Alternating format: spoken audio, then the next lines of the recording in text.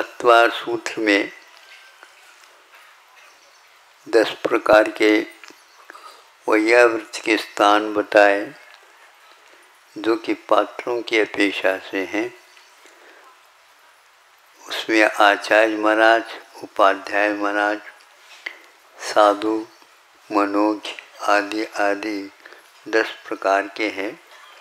यथा योग्य उनके स्वभाव के अनुसार दाता उनके वैयावृत्ति, उन्हें आहार और औषधोपचार आदि करते आए हैं आज तक अक्षुण्ण रूप से।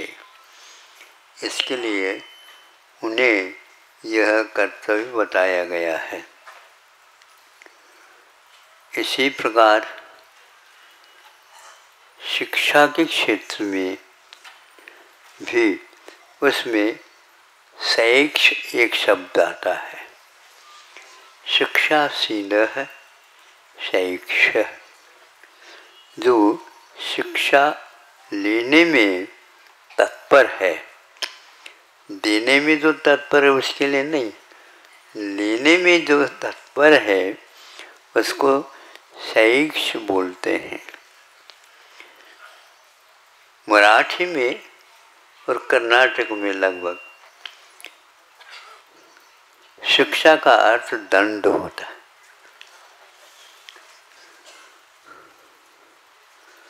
किंतु वह इतना व्यापक नहीं। और यदि है तो उसमें भी हम यही देखना चाहेंगे कि जो दंड देता है और अच्छे ढंग से शिक्षा प्रदान करता है, वह शिक्षक भी आज के इस दिवस पर संयम के दिन आ गए। जिन्हों के यहाँ एक अल्प आरंभ और अल्प परिग्रह रखने वाला जैन ब्राह्मण के रूप में दीक्षित कराया जाता था पहले। आदि पुराण में इसका उल्लेख मिलता है। कभी भी शिक्षकों के लिए वेतन देने का और लेने का प्रावधान नहीं था। अर्थकरी विद्या नहीं होती थी और बालिका हो बालक हो, उन्हें उनके योग्य है आरिका वगैरह थी, उनके पास बालिकाओं चली जाती थी। और मुनि महाराज होते हैं, उनके पास बालक चले जाते थे। चाहे वह राजकुमार हो, मंत्री का वंश का हो या और कोई सेठ और साहूकार हो। आज के रिवाज और उस समय रिवाज में बहुत अंतर आ गया। आज विदेश शिक्षा लेने के लिए होड़ लगी। हमारे पास आ जाते हैं, महाराज इनको आशीर्वाद दे दो ताकि यह अच्छे ढंग से शिक्षा लेकर के आ सके। भैया मैं ये कैसे बोलूँगा कि हम आशीर्वाद नहीं दे सकते, किंतु हमारी भी एक सीमा है। वहाँ पर जाने के उपरांत यूं कहते हैं, यूं करने लग जाते हैं, गर्दन झुक गई, इसका अर्थ कठिनाई है। और जो व्यक्ति महाराज इसके बारे में मैं स्वयं तैयार हो गया हूँ, हो गई हूँ, बालिका तो फिर भी निर्वाह कर लेगी, किंतु बालक लोग कैसे करेंगे। लेकिन कई बालक इसको स्वीकार करने के लिए तैयार होते हैं, आते हैं। शिक्षा, विदेशी शिक्षा किसी भी प्रकार से जैनियों के लिए मान्य नहीं है, क्योंकि उसके माध्यम से खान पीन, रहन सहन, संस्कार आदि सारे के सारे समाप्त प्राय हो जाते हैं। तो उस समय जिनसेन स्वामी ने ये व्यवस्था दी है, यद्यपि ये प्राचीन व्यवस्था ही होगी, लेकिन फिर भी उन्होंने महापुराण में इस प्रकार का एक स्थान दिया, उसमें इसका उल्लेख किया। गुरुजी कहते थे, देखो ब्राह्मण बनाए जाते हैं और वे जीवन के आदि से या गर्भ से, जन्म से नहीं रहते। यह अपने आप में बहुत महत्वपूर्ण परिभाषा है ब्राह्मणों के बारे में। ब्रह्मणि आत्मनि येषां चर्या ते ब्रह्मचारिणः, जिनकी चर्या ब्रह्म आत्मा में होती है। आत्मा की बात ही आज विदेशी शिक्षा में आती है। अध्यात्म का आज लोप प्राय करके विदेशों में तो हो ही गया है, किंतु स्थानीय देशों में भी, प्रदेशों में भी इसको नामो निशान नहीं मिल रही। श्रीमान तो इस बात को स्वीकार करने के लिए तैयार ही नहीं है। वो कैसे भी हो, हमारा लड़का विदेश में ही पढ़ेगा। कोई बात नहीं, विदेश में पढ़ाओ, कुछ विशेष देश हो तो पढ़ाओ। कोई विशेष देश तो है ही नहीं, वहां पर भेज करके आप इस परंपरा को तोड़ रहे हैं। लेकिन फिर भी आप लोगों का ये कहना है, अभिभावकों का, महाराज सब लोग जो कर रहे हैं, सब लोगों के साथ आप भी है क्या? देख लो, आपको तो कर्तव्य था कि सब लोगों को आप अपनी ओर आकृष्ट करते। शिक्षा लेने में कोई बाधा नहीं, लेकिन कौन सी शिक्षा देना है और कितना देना है, ये महत्वपूर्ण है। जैसे औषध का सेवन पान करना ये ठीक आवश्यक है, लेकिन वह अपत्य का रूप धारण कर रहा है और वह अहिंसा का विरोध सिद्ध कर रहा है और वह पैसे लूटने के लिए हो रहा है। बुरा नहीं मानना, अन्यथा नहीं लेना। आज सब व्यवसायीकरण, शिक्षा और चिकित्सा, इन दोनों में यदि नहीं हुआ तो हमें बता देना।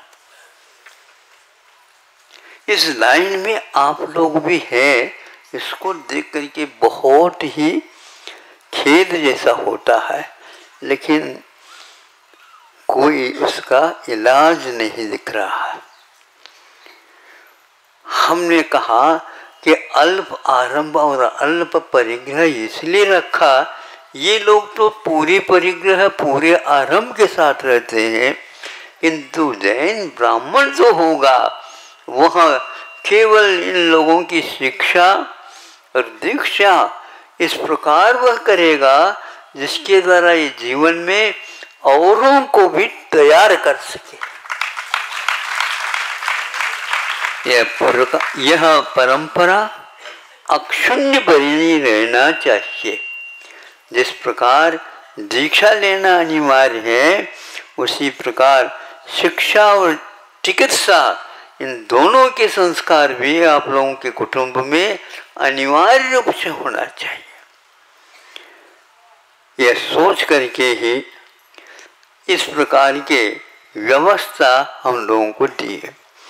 बड़े बड़े विश्वविद्यालय भी यहाँ पर थे, इतिहास के पन्नों को उठाने से देखने में मिलता है कितना बड़ा यह भारत राष्ट्र है और वह देश विदेशों को सब लोगों के लिए निमंत्रण देता था और यहाँ पर उच्च शिक्षा और चिकित्सा आयुर्वेद के भी बारे में और शिक्षा के बारे में भी यहाँ पर एक धाक था,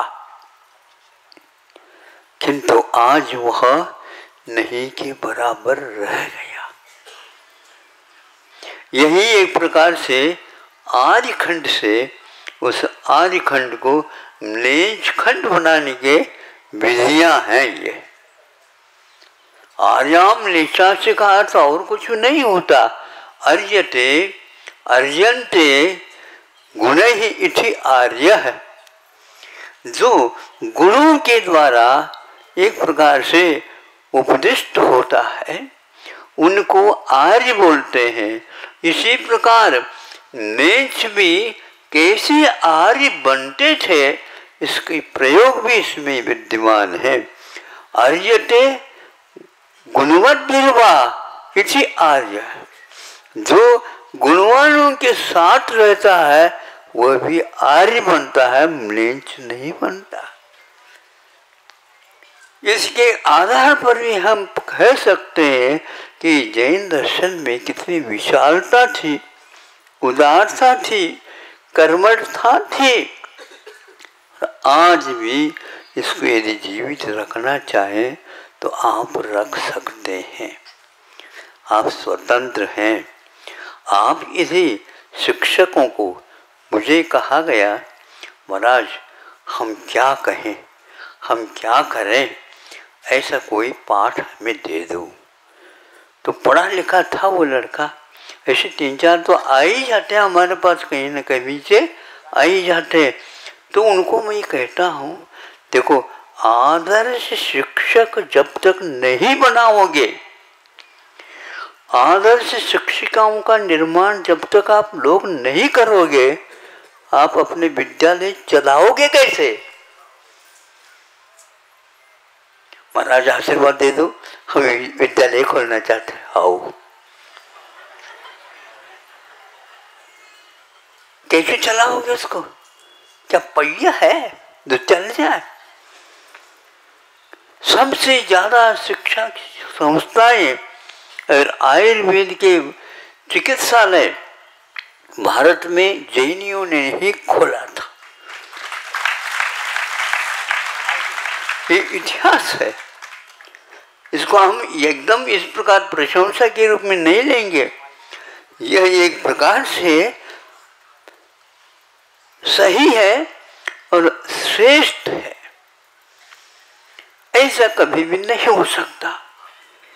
इसीलिए आयुर्वेद ये एक अहिंसा का सूत्र है।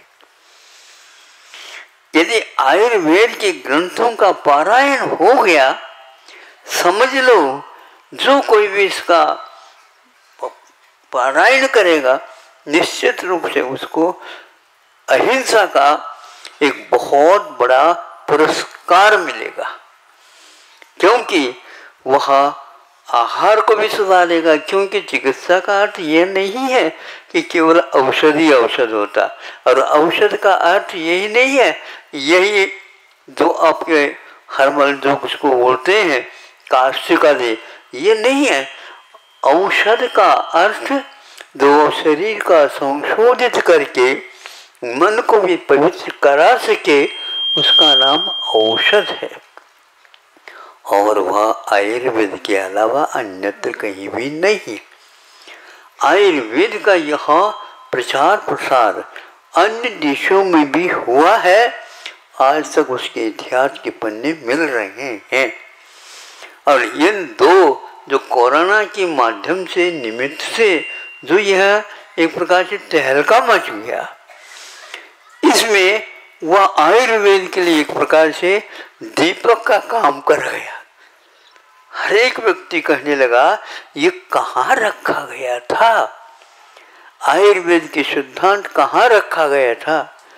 तो आचार्य अकलंग कहते हैं, अकाल मृत्यु के प्रदूषणार्थम विनाशार्थम, अकाल मरण को दूर करने के लिए, उसको फेंक करके उखाड़ने के कोई भी शास्त्र है तो आयुर्वेद शास्त्र है।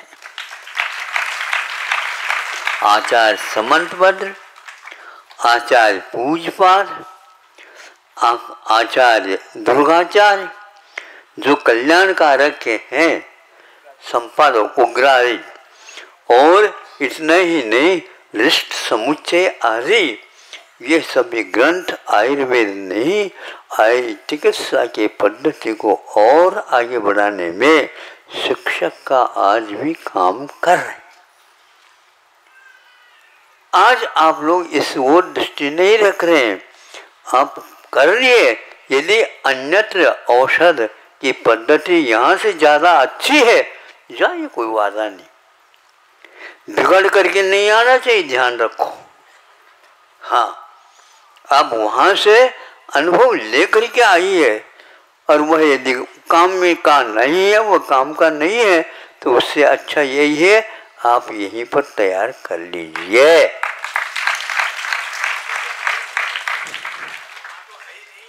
तो है ही नहीं, इसलिए तो आप ये लोग ज्यादा प्रचार प्रसार कर रहे हैं इसे। हाँ, आप ही लोग कर रहे हैं। आप लोगों के लिए शिक्षा बाहर से मिलेगी, आप लोगों के लिए औषधोपचार अमेरिका,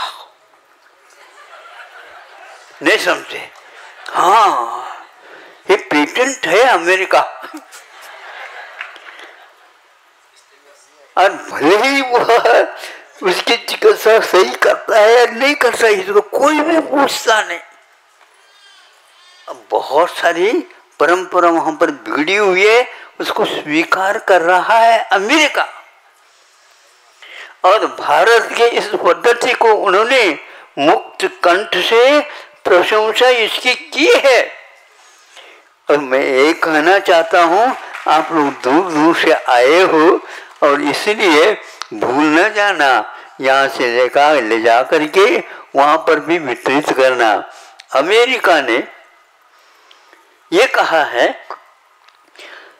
चिकित्सा के साथ यदि हम सोचते हैं और शिक्षा के साथ यदि हम सोचते हैं, इसमें अर्वाचीनता और प्राचीनता किस देश में है, स्पष्ट कर दिया है कि भारतीय इतिहास में यदि विश्व के इतिहास के साथ जोड़ करके अध्ययन करते हैं तो आज भी वह भारत की भाषा हिंदी और उसके इतिहास और उसमें आए हुए चिकित्सा ग्रंथों का एक साथ अध्ययन के लिए 40 या 45 विश्वविद्यालयों को तैयार किया है अमेरिका ने।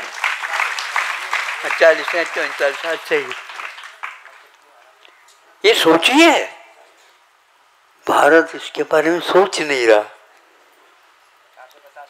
हाँ, सर्वप्रथम 2 चरण बनाए हैं, 150 करोड़ रुपए एक किस्त में वो लगाएगा और शेष जो है रकम वो पूरे पेट दूसरे में कर देगा। इस प्रकार 450 करोड़ रुपयों का व्यय अमेरिका आप लोगों के कहे बिना भी कर रहा है। हाँ, अनेक विश्वविद्यालय में वहां पर हिंदी का अध्ययन, हिंदी में शोध, हिंदी में व्याकरण, अन्य भाषाओं की उन्नति के लिए भी यह हिंदीकरण कितना श्रेष्ठ है, इसका उन्होंने अपने इस योजना में रखा है। अब सोचिए, विचार करिए, इसमें कोई जैन सिद्धांत से मतलब नहीं है, न वैदिक सिद्धांत से मतलब है, जिसके द्वारा मानव मात्र की पशु पक्षियों की तक आयुर्वेद में पशु चिकित्सा और पक्षियों की चिकित्सा और मनुष्यों की जो चिकित्सा है ही, किंतु उसके साथ साथ भूतों की भी चिकित्सा बताई गई है।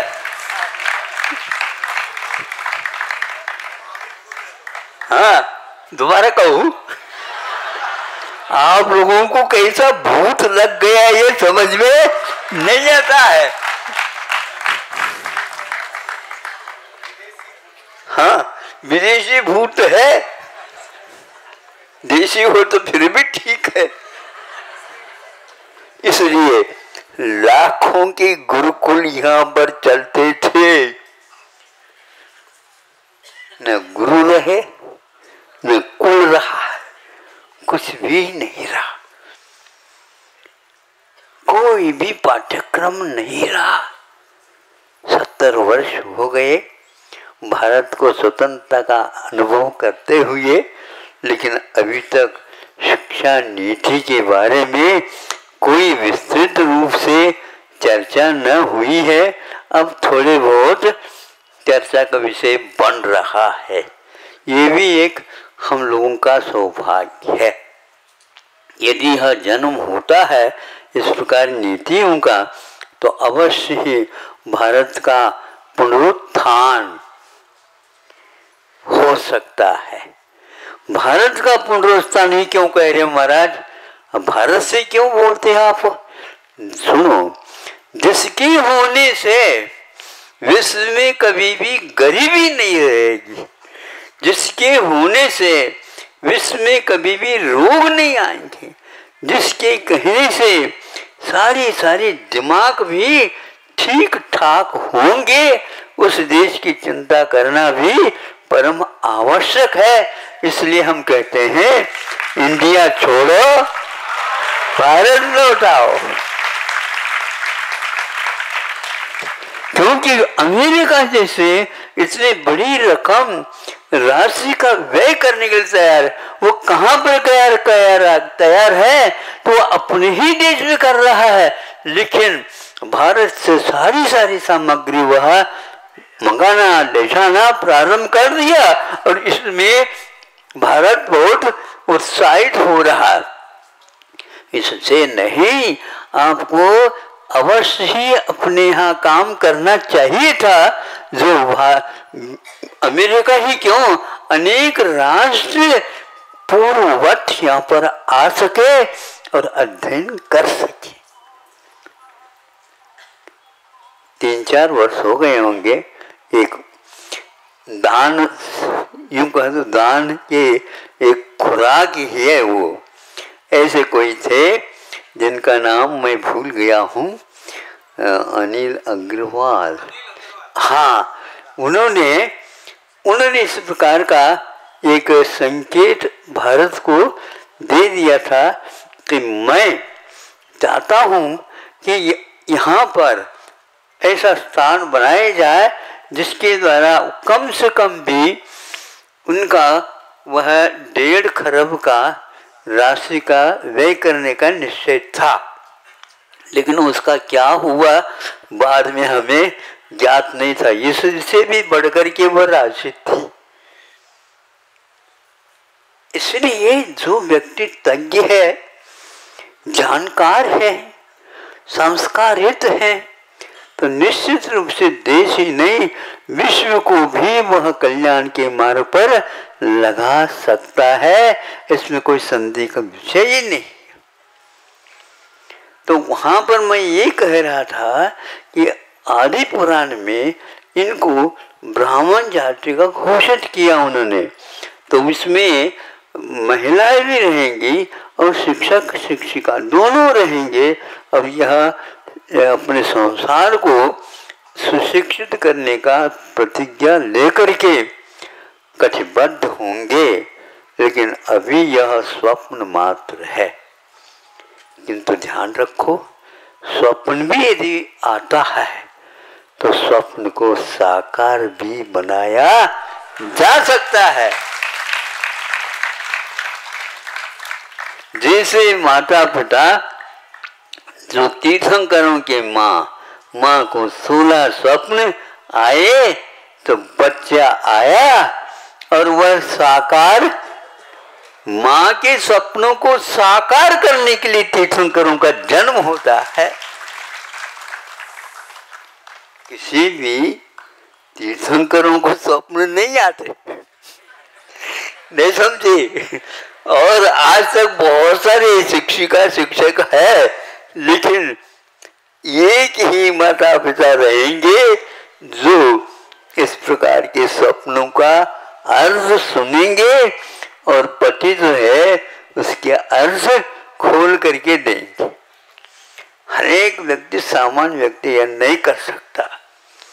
इसलिए आप लोगों को जो धन यदि मिला है, संपदा यदि मिली है, बुद्धि प्रतिभा यदि मिली है, उन दोनों का, तीनों का, सबको का सही सही उपयोग करो। आहार ही औषध है, ऐसा यदि कोई नारा लगाता है तो केवल आयुर्वेद है। औषध की कोई आवश्यकता नहीं है। औषध को हमें आवश्यकता याद ही नहीं करना है। रोटी, दाल आदि आदि अमेरिका ने अभी अभी एक घोषणा अभियान के रूप में किया, मुझे तो बहुत अच्छा लगा।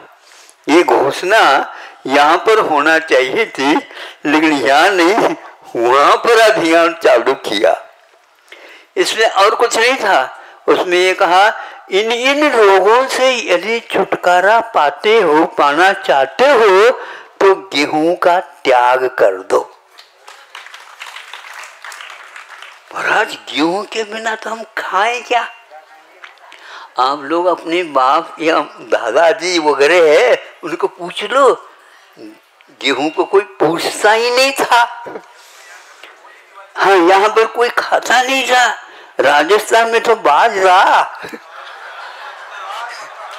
हाँ, ज्वार, मक्का और खिचड़ा। खिचड़ा ये पुल्लिंग है महाराज, और खिचड़ी ये स्त्रीलिंग है।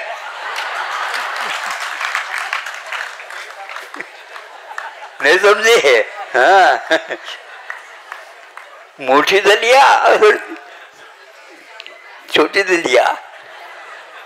हाँ, और उसमें उन्होंने ये कहा कि यह मोटा धान्य है, बाजरा, ज्वार, मक्का और वो कौन सा, जौ। हाँ, जौ। और वह जौ के साथ साथ बाजरा को मिला सकते हो, जौ के साथ साथ ज्वार को मिला सकते हो, जौ के साथ साथ मक्के को मिला सकते हो, जौ के साथ साथ रागी मिला सकते हो। इस प्रकार यह उसका संपर्क रख करके एक दूसरे से मिश्रण करने से ये कैल्शियम तो अच्छी मात्रा में है, लेकिन उनका ये कहना था कभी भी आपको पेट संबंधी रोग होंगे ही नहीं, क्योंकि ये मोटे धान्य हैं। ये मैदा खा करके आप जो मोटे हो रहे हो, हाँ, इसको छोड़ दो। नहीं तो उनका कहना है भारत में 80% गेहूं का सेवन होना प्रारंभ हो चुका है, 20% ही बचा हुआ है। और इन्होंने कहा ये सारे किडनी का है, शुगर का है, और बीपी है, वो है, ये है, जितने भी प्राय करके रोग हैं, हार्ट अटैक वगैरह, ये सारे के सारे उस गेहूं के कारण हो रहे हैं। मोटापा इसमें एक रामबाण है। रामबाण अब तो कहीं मिलता ही नहीं, रावण बाण तो बहुत मिलते हैं। क्या कहे हम? आज चूंकि तो मैं भी संयम के साथ बोल रहा हूं ताकि आप सुन सके और सुन करके अन्यत्र भी जाकर के कह सके। तो आदर्श शिक्षक और शिक्षकों का संकल्प बनाने का संकल्प कितने व्यक्ति को है मुझे बताओ।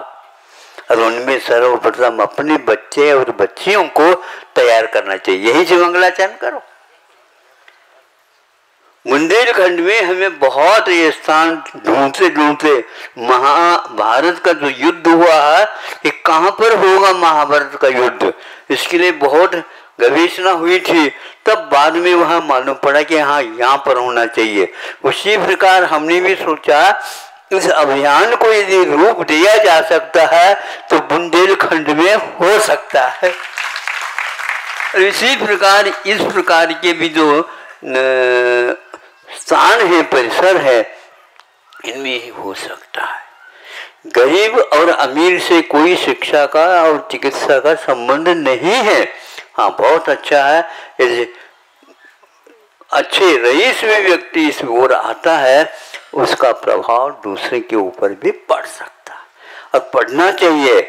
इसलिए चुन चुन करके यदि आप इन बीजों का रोपण करते हैं तो फिर वह दिन दूर नहीं है कि अमेरिका इस भारत से प्रभावित ना हो। वह अभी भी भारत से प्रभावित ही है, क्योंकि वो चाहता है। और अनेक श्रीमान जो विश्व में हैं उनके पास भी संपत्ति प्रभुत है, अटूट है। वो कहाँ लगाए इसकी गवेषणा कर रहे हैं। तो हाँ, हम करवाए कि आप करने के लिए तैयार है तो हम आशीर्वाद देते।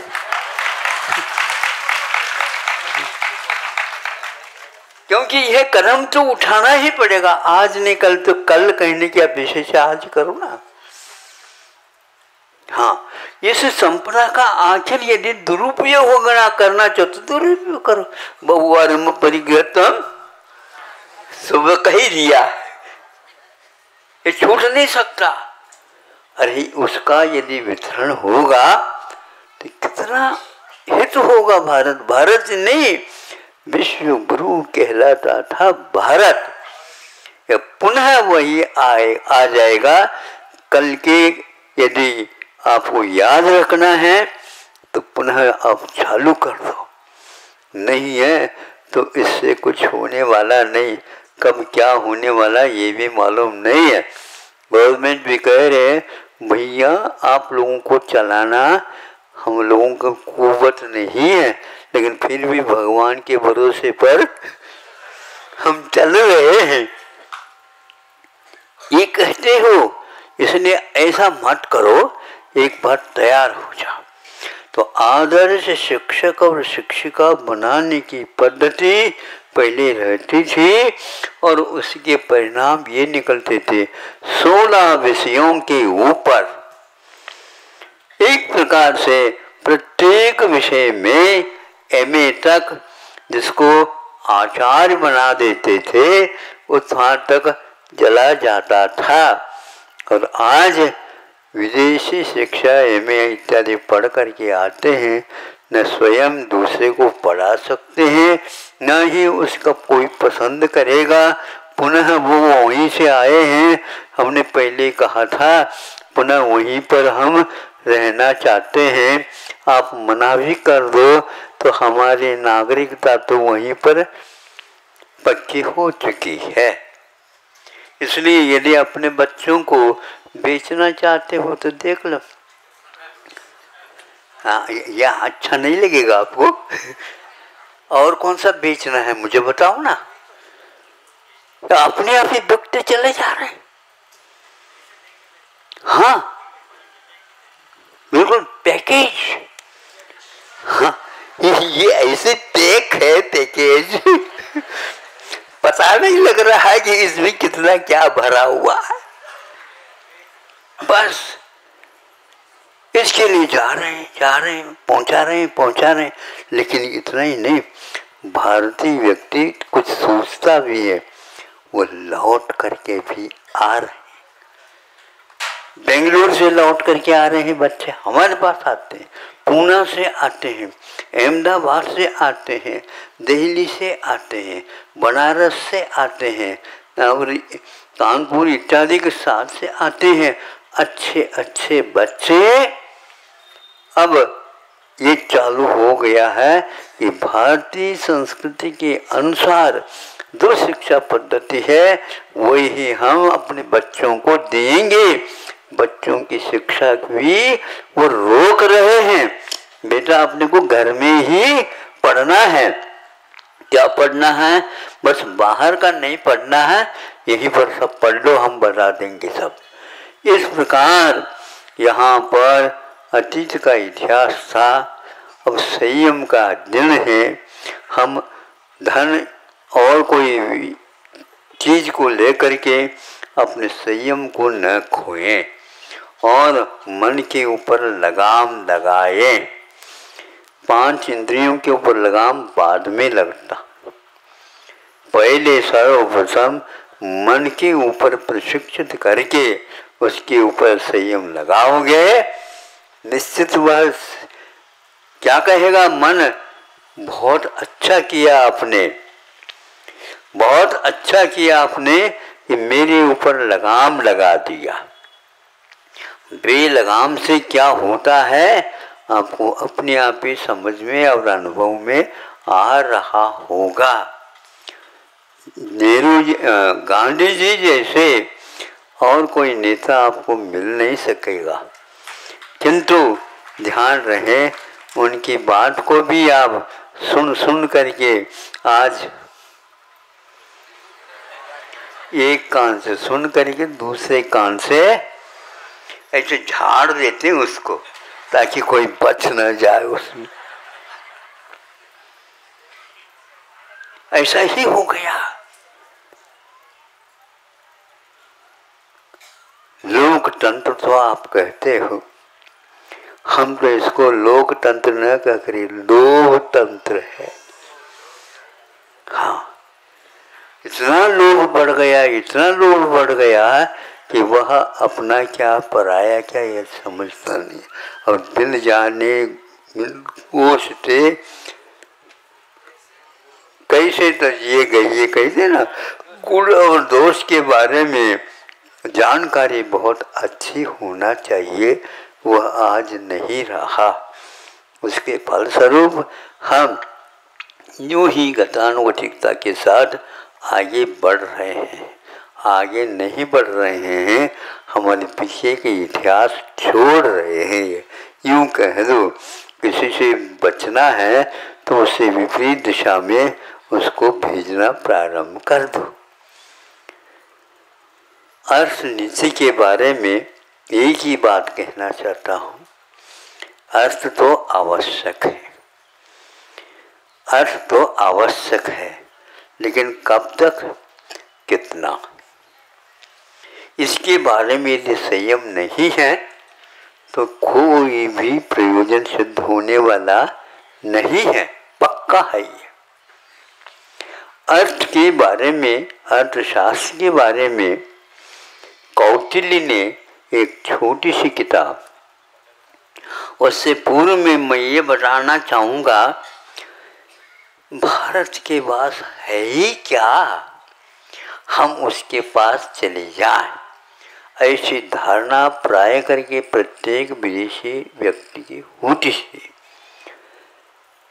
जब अमेरिका या रूस या और कोई देश के हाथ में यह कौटिल्य का शास्त्र मिल गया, तब वो यूं करके बैठ गए, अरे जो भारत के पास है वह अन्य किसी देश में है ही नहीं।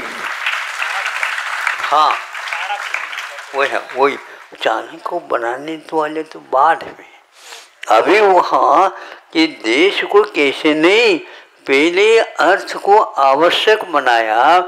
आवश्यक तो है, लेकिन उससे क्या आवश्यकता की पूर्ति होती है और कितनी होती है, ये पहले देखना आवश्यक है।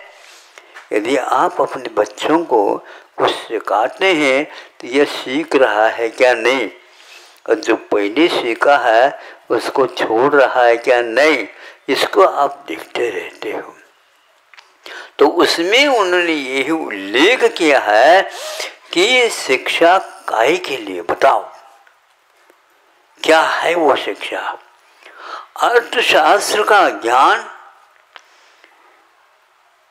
भारत को था, अभी भी है, किंतु विदेशी अर्थशास्त्र की नीति यहाँ पर आने से आप लोग सब उसी ओर बहने लगे हैं। पैसा दिखता है ये अर्थ नहीं। अर्थ का अर्थ ये है कि हमारे जीवन के जो प्रयोजन है वो जिससे सिद्ध हो, उससे हमारी आवश्यकताओं की पूर्ति होती हो, उसका नाम अर्थ है। अर्थ ये नहीं है सोना चांदी आदि आदि ये व्यवहार चलाने के लिए काम में नहीं आते। हिरण्य जो है वो लोक व्यवहार चलन रूप है, लोक व्यवहार को चलाने के लिए काम में आता है, जिसको आप लोग मुद्रा बोलते हैं, इंग्लिश में करेंसी बोलते हैं। ये क्या है ये तक लोगों को ज्ञात नहीं है।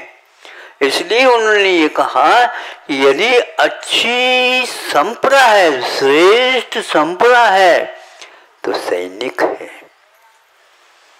सुनाओ दोबारा, सैनिक है जो राष्ट्र की रक्षा करता है और अपने को भी वो समर्पित कर देता है।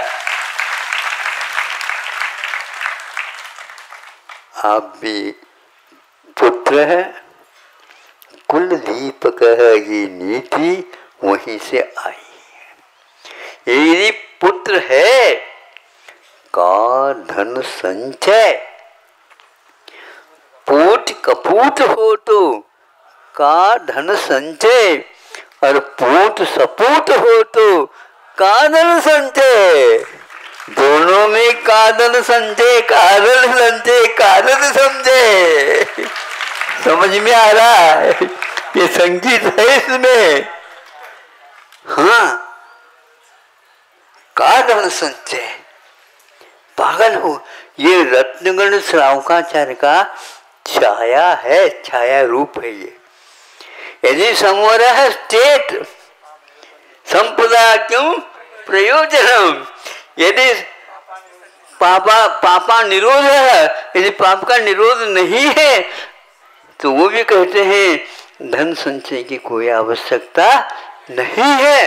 ये रत्नगढ़ श्रावकाचार्य में 2000 वर्ष पूर्व में लिखा, और इसका ज्यों का त्यों अनुवाद करके चाणक्य ने या कौटिल्य ने अपने उस ग्रंथ में लिखा है।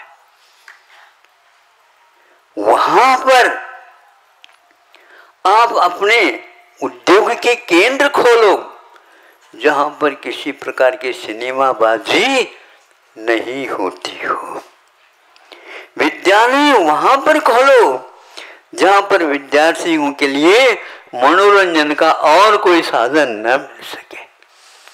आज क्या हो रहा है, यानी जेब में है, ऊपर की जेब में अलग है, इस जेब में अलग है, भीतर की जेब में अलग है, ये लटक रहे हैं मोबाइल।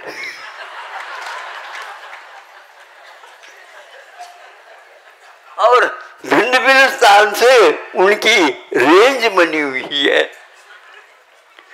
ये ऊपर चलो वहां से चालू हो जाएगा, नीचे जाओ वहां से ये चालू हो जाएगा। हाँ, नहीं तो प्रवेश नहीं हो सकेगा। ये हो रहा, सुन रहे हैं हम आज। मनोरंजन आवश्यक है, लेकिन मनोरंजन के साथ मन को नियंत्रण में रखने की विद्या भी चाहिए।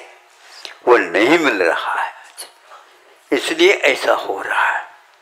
और भी कई बातें उन्होंने लिखी, जहां पर जिस देश में जल प्रबंधन नहीं होगा, कृषि अच्छी आएगी नहीं, कृषि अच्छी आएगी नहीं तो भूखा मरना अनिवार्य हो जाएगा। भारत कृषि प्रधान देश है, ये आज भी सबको ज्ञात है, लेकिन कृषि को कोई करना नहीं चाहता। क्यों नहीं करना चाहता? अब उसको विदेशी अच्छा लग रहा है। उनका कहना ही यही है, इतिहास और कृषि इत्यादि के माध्यम से जीवन कभी भी उन्नत हो ही नहीं सकता। ये यदि पंक्तियां आप पढ़ कर के आ रहे हो, अभिशाप सिद्ध होगा। अनेक प्रकार के पदार्थ होते हैं, उन पदार्थ विज्ञान को भी सीखना अनिवार्य है, लेकिन कब तक और क्यों, यह अवश्य ही उठाना चाहिए, लेकिन नहीं उठ रहा, नहीं रहा। इसमें तो यह दिमाग चल ही नहीं रहा है। अब दिमाग धीरे धीरे आने को है, लेकिन तब तक यदि मान लो वह पागल होने को हो गया तो क्या करोगे? फिर बाद में कौन, इलाज क्या है, उसको प्रयोजन क्या होता है ये नहीं बताया। तत्वार्थ सूत्र में यह भी लिखा है कि वह प्रयोजन के बिना मत काम करो। तो प्रयोजन यदि सिद्ध नहीं हो रहा है तो किसी काम का नहीं है। उसको यदि फूकट में मिल जाता हाथी तो भी बांधो नहीं उसको, नहीं है तो तुम भीख मांग करके उसको पेट भराओ, स्वयं आपके पेट भर नहीं रहा। हाँ, फ्री में महंगा ही नहीं, दो सुनो फूकट में मिल रहा है, महंगा नहीं कह रहे आप, फूकट में मिल रहा तो भी नहीं खरीदो, उसको ले नहीं। तो आज हमारे लिए क्या हो रहा, कुछ नहीं। विश्व बैंक से निकलता है। आज का चक्रवर्ती का वैभव यदि है तो विश्व बैंक है और उसका मालिक अमेरिका है। 5-6 राष्ट्र मिलकर के, 5-6 व्यक्ति मिलकर के विश्व को संचालित किया जा रहा। क्या है ये? इसी का नाम मायाजाल। आपको मैं पूछना चाहता हूँ, सीए क्या होता है मुझे बता। हमारे पास आए 150 सीए कुंडलपुर में, महाराज हम आए हैं और यहाँ से हमें निमंत्रण आया है कि आप लोग मिलकर के आओ ताकि देश की समस्या दूर हो जाए। हम आए हैं महाराज। काहे के लिए आए हो? नहीं, आपसे हमें कुछ सुनना है और समझना है। भाई मैं पढ़ा लिखा तो हूँ नहीं और आप तो सीए पढ़े हुए हो, लेकिन ये ध्यान रखना, इतना तो मुझे आ गया आप लोगों के पास बैठने से उठने से, सीए ये डिग्री कोर्स नहीं है। सुन रहे हो? वह ग्रेजुएट नहीं माना जाता था। अब आप लोगों ने भूवत सिद्ध कर दिया तो उसको भी घोषित कर दिया। हाँ सुनो तो, नकली क्या, असली तो कुछ है ही नहीं संसार में।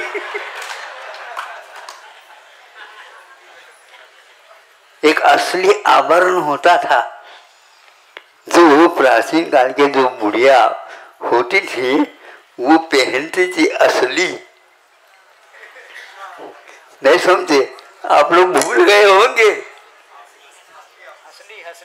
हसली कहते हैं उसको, हम तो असली बोलते हैं उसको। हाँ हाँ, वो पहनते थे। आज कोई है ही नहीं यहाँ पर। तो पूछा कि क्या करना चाह रहे हो? हम यही बोलना चाहते हैं कि अर्थ और बैंकिंग व्यवस्था क्या है, हमें बता दो। बैंक तो हमने कभी देखा ही नहीं और बैंक का मुंह किस ओर रहता पता भी नहीं मुझे, लेकिन इतना अवश्य है कि भारत में भी बैंक व्यवस्था थी और हम आधार पर आपको बता देंगे। क्षेत्र वास्तु हिरण्य सुवर्ण धन धान्य दासी दास गुप्त भांड प्रमाणातिक्रमा, बस ये बैंक का नियम था। इन प्रमाणों का कभी भी आप उल्लंघन मत करो, अवश्य आपका हो जाएगा। तो क्षेत्र लिया उन्होंने, इन सभी चीजों के ऊपर ताला लगाने की कोई आवश्यकता नहीं, ऐसा था। हाँ बता दो महाराज क्या है, फिर अर्थ क्या है ये बता दो। सीए वालों को अर्थ नीति नहीं समझाया जाता, इसलिए कौटिल्य है ये है एकदम समझ में किसी को आएगा ही नहीं, ये पक्का है। तो क्या है ये बताओ? अर्थ का अर्थ ही कहीं लिखा हुआ नहीं। जिसको आप नोट बोलते हो उसका कोई भी मूल्य होता ही नहीं। वस्तु यदि है, उपभोक्ता यदि है, तो उसका मूल्य समझ में आता है। इस वस्तु को यदि हम खरीदना चाहते हैं तो इसका मूल्य इतना होगा। बस मूल्य निर्धारण हेतु जो व्यवस्था की गई है उसका नाम अर्थ है। वो कहीं भी किसी भी रूप में आप इसको घुमाओ, घूमता रहेगा।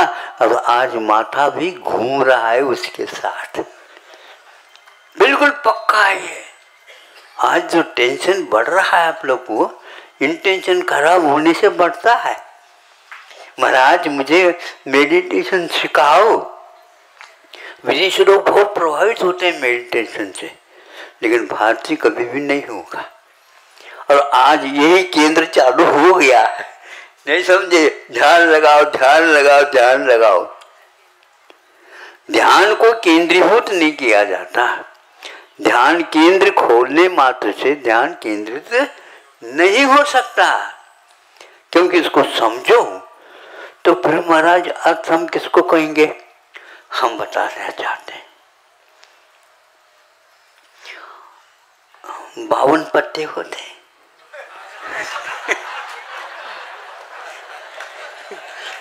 मैं सोच रहा था ये और लोग हंसेंगे, लेकिन क्या करूं? ये सबसे उत्तम मेरे पास अर्थ को समझने के लिए साधन है। अच्छा, 52 पत्तों के साथ एक और पत्ता भी होता है, जोकर। जोकर क्या है? जोक करो तो जोकर हंसी मजाक मनोरंजन के अलावा उसका कोई पात्रता है ही नहीं। तो अर्थ 52 पत्ते के बारे में कुछ कहता नहीं। जोकर को लगाओ तो जोकर जहां जाता है वहां पर सब हो जाता है। आप सही कह रहे हो इसको? दिमाग खूब गया। सही है ये, बिल्कुल। और उसको यदि निकाल दिया जाए, बहुत पसीना आ जाएगा खेल खेलने में। हाँ, अरे अपने पत्ते क्या करो? खोलो नहीं। हाँ, बस उस एकमात्र जोकर को दिखाओगे तो लग जाएगा कहीं कहीं पर हम मात खा जाएंगे। इसके अलावा अर्थ किसी के पास जाता नहीं। अर्थ कहो, जोकर कहो, एक ही बात है। सबका मूल्य है, लेकिन उस जोकर का अर्थ का कोई मूल्य नहीं है। इसलिए धुरंधर अर्थशास्त्री के सामने भी अर्थ का यथार्थ स्वभाव क्या है यह आज तक ज्ञात नहीं है। इसलिए उसको उस ओर न ले जा करके जैनाचार्यों ने या भारतीय संस्कृति ने इसके लिए पाठ दिया है, और उसमें अर्थ के बारे में कुछ नहीं कहा, किंतु राष्ट्र की उन्नति के लिए यदि सहयोग देगा तो ये सब चीजें होना चाहिए। आज का यह नागरिक, कल का यहाँ क्या है? राष्ट्रपति, राजा है, यूं कह दो, वो राजा है, किंतु आज नागरिक बनना चाहिए। तो नागरिक कोई नहीं बना था। सर्वोच्च न्यायालय के न्यायाधीश ने एक बार कहा था, वो उसके सामने मैं आपके सामने रखना चाहता हूँ। वो ये है कि भारत में भी अभियान चालू हुआ स्वतंत्रता मिलने से, मिलना निश्चित बात है, प्रयास प्रारंभ हो गया, किंतु साक्षर बनाना ही पर्याप्त नहीं था, वो उनके मुख से सुने हुए सूत्र से ज्ञात होता। ये बहुत अच्छा हुआ, 100% लगभग यहाँ के लोग साक्षर बन गए, इसमें कोई संदेह नहीं, ये बहुत खुशी की बात है।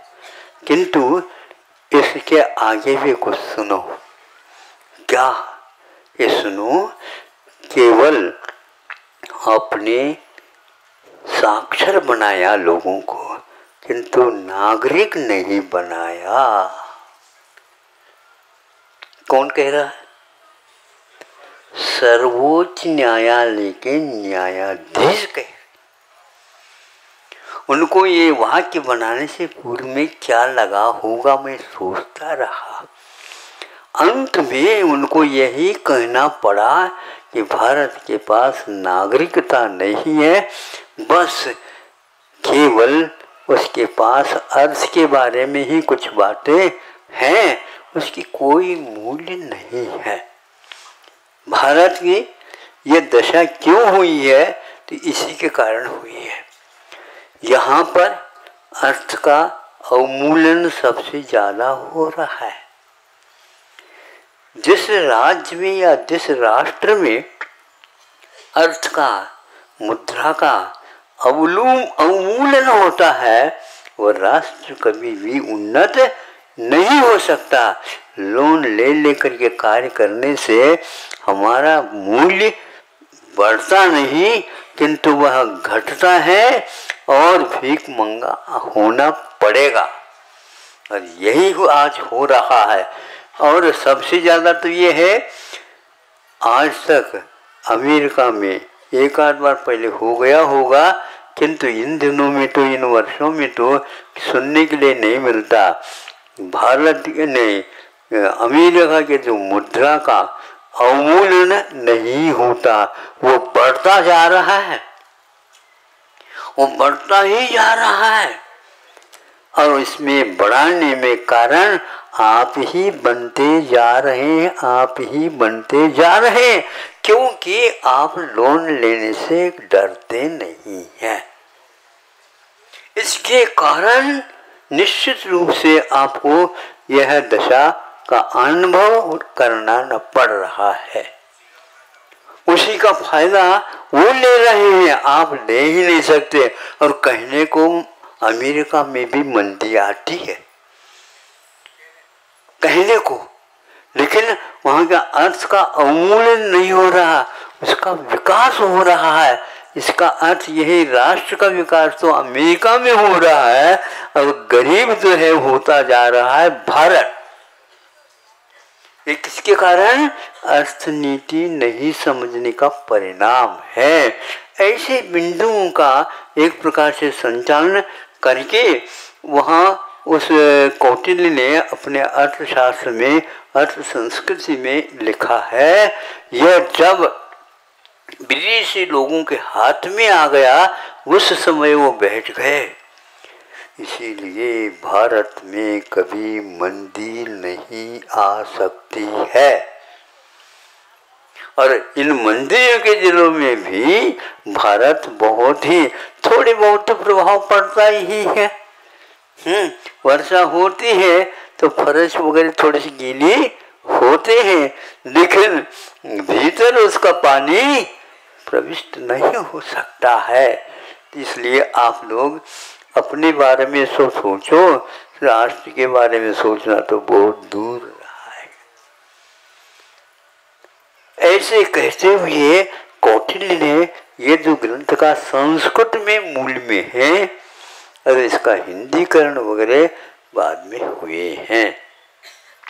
हमारे संस्कृति को देखने से ऐसा लगता है कि हम लोग अभी भी शिक्षा नीति से अनभिज्ञ ही रहे हैं, विज्ञ नहीं हुए हैं। विज्ञ होने के लिए हमें चाहिए किससे हमारा भला होता है, ये निर्णय पहले चाहिए। और ये इस निर्णय के बिना कितने भी आप पढ़ लो, सीख लो, अनुसंधान कर लो, उससे कुछ नहीं होने वाला। यह बात मुझे जब समझ में आ गई कि यह सीए कोई डिग्री कोर्स नहीं है, यह समझा कि डिग्री ये कि इसको क्या बोलते हैं, ये तो डिप्लोमा है। इसी प्रकार वकालत करना, LLB करना, यह भी डिग्री नहीं है। अब वो कहने लगे इसको भी डिग्री, ग्रेजुएट है ये भी, किंतु वह वस्तुतः ग्रेजुएट नहीं था। इसी प्रकार हम भी इंजीनियर भी ग्रेजुएट नहीं है, और वह भी एक प्रकार से, सुनो तो, वह भी एक प्रकार से डिग्री न हो करके वह भी डिप्लोमा के अंतर्गत ही आ जाता है। ये महाराज कब आपको कैसे मालूम पड़ा? हमने डिग्री तो नहीं देखी, लेकिन डिग्री का अर्थ क्या निकलता है ये अपने आप ही समझ में आता है। ये निकाला तो ये बिल्कुल ठीक है महाराज, ये अर्थ ठीक है। तो इसलिए जो मन और इंद्रियों के ऊपर जो संयम नहीं रखता है उसके पास शिक्षा है ही नहीं।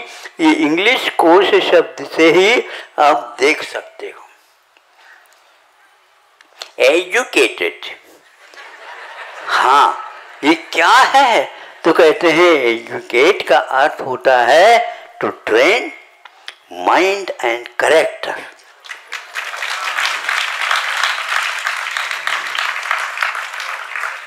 मन के ऊपर नियंत्रण रखने की यदि कला है तो वह एजुकेशन कहलाता है। ऐसा कोई घर यहाँ पर नहीं। महाराज बच्चों को कुछ भी मत कहो, मत को कहता नहीं, भैया आपका बच्चा है ले जाओ। आप उसको यदि प्रतिभा संपन्न बनाना चाहते हो तो आपको पहले दान देना होगा। हम लिखित रूप से देते हैं, यह पढ़ा लिखा होने के उपरांत आपका ही रहेगा। यदि आग्रह वह करेगा तो हम उसको रखने के लिए तैयार होंगे, किंतु आपकी अनुमति के बिना नहीं रख सकेंगे। ऐसे हमारे पास ब्रह्मचारी लोग आते हैं तो आपने उनको पढ़ा लिखा बना करके, कोई एमबी है, कोई MBA है, कोई फार्मेसी है और इन्फॉर्मर भी है, तो बहुत सारे डिग्री ले करके आए। महाराज हम संग में रहना चाहते हैं। अब आप भी बताओ, 50 ब्रह्मचारियों को लौटा है अभी, हाँ देख लेते हैं, या दुकान की बात है ये, हम क्या कर सकते हैं।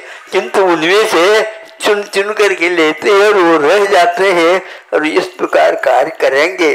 इनके संकल्प बहुत ही आदर्श है, ये बच करके आए हैं। सारे पैकेज वाले हैं, उनको समझ में आ गया कि महाराज इसमें कुछ रखा नहीं है। हाँ, माथा पकड़ करके रो रहे हैं, ये आपके बच्चे, और नौकरी के अलावा कुछ कर नहीं सकते, ये अनुभव इनके पास है ही नहीं। जो इन्होंने अच्छे MA तक पढ़ लिया वो किसी काम में नहीं आता। इसलिए वो कहते हैं हमारे पास को अनुभव नहीं होने के कारण हमें कोई काम धंधा नहीं दे सकता, फिर हम कहाँ जाए। अन्यथा शरण, भगवान ही हमारे लिए शरण है, और भगवान हमसे कोई बोलते नहीं, और हमें कह रखा है उनके लिए भी कुछ बोल करके आश्वासन दो। तो हम देखो जैसे आप कहोगे उसके अनुसार हम करने के लिए तैयार है। तो एजुकेटेड का अर्थ ये हुआ जिसका मन ठिकाने नहीं है, इंद्रियां ठिकाने नहीं है, वह व्यक्ति किसी भी क्षेत्र में काम करने योग्य नहीं है। इसलिए यहाँ पर नए सिरे से उनको प्रशिक्षित दीक्षित करके यह आप लोगों के पास भेजे जाएंगे, लेकिन आपसे प्रभावित नहीं होंगे। हाँ, और आप उनसे कुछ सीखना चाहे, पढ़ना चाहे, अनुभव लेना चाहे तो आप उनको, आप ये ब्रह्मचारी लोग आपको दे सकते हैं। और हमारे पास और कुछ है नहीं। ये कहने से उन सब सीए की टीम ने कहा, महाराज ये कहाँ लिखा हुआ है? तो ये किताब है, देख लो। आज तक यह इसका महत्व अन्यत्र कहीं भी नहीं है। लोक नीति नीति होती है। यदि लोक से आप बचोगे कभी भी आप सफल नहीं हो सकोगे। राम ने भी इस बात को स्वीकारा। नहीं, मैं यदि केवल सीता की ओर देखूंगा तो ये गलत कर रहा हूं। मैं सीता को पूछने की कोई आवश्यकता ही नहीं, इनको कहने की आवश्यकता है। और अंत तो गत्वा यही बात हुई। राम की बात बाद में मानी जाएगी, पहले राम को तो चाहिए जनता की मांग को समझे और जनता को नाम सुन करके अपने आप ही बना दिया। इनको आप अपने पास रख लो, सीता को। और उसी समय तो आपका हो रहा है, ज़्यादा हो गया है, लेकिन अब क्या करें, हम संयम नहीं रख पाए।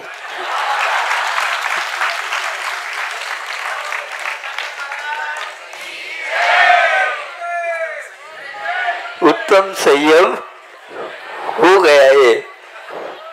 अभी भी आप यदि समय देंगे, संभव है 6 बजे तक भी चल सकता।